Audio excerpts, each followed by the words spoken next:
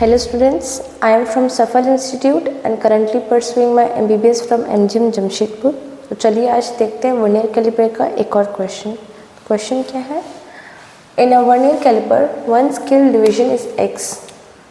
पहले ही लाइन में दिया है क्या कि जो वन स्केल डिवीजन है वो x सेंटीमीटर है, right? And n division of the vernier scale coincide with the n-1 division of main scale। ठीक है, अब क्या है? the least count of the vernier caliper is।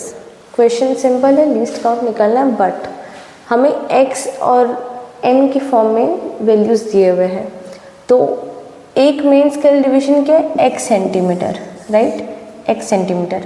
और क्या गिवन है? n division of vernier scale coincide with n-1 division of main scale. ये भी हमने लिख लिया। इससे 1 VSD का वैल्यू आ गया n-1 by n MSD। MSD का वैल्यू हमें x है होगा पता है, इससे ये आ गया। अब लीस्ट काउंट क्या है? MSD minus VSD। अब इसमें क्या वैल्यू पुट कर देंगे? MSD का x और VSD की जगह n-1 by n into x। इसको सॉल्व करने पे आएगा nx माइनस x ब्रैकेट में बाय n। इसको सॉल्व करेंगे तो इसमें से nx और nx कैंसिल हो जाएगा और x बाय n बचेगा। तो आंसर हमारा हो जाएगा थर्ड ऑप्शन। अब देखिए ये क्वेश्चन बहुत सिंपल था, लेकिन अब कोई भी क्वेश्चन करने से पहले हमें देखना है कि उसमें क्या ट्विस्ट और टर्न आ सकते हैं। जैसे कि यहाँ पे था क्या? n division of the vernier scale coincide with the n-1 division of the main scale. Let suppose vernier scale का n डिवीजन कोइंसाइड ना करके n-1 डिवीजन कोइंसाइड करता। किससे?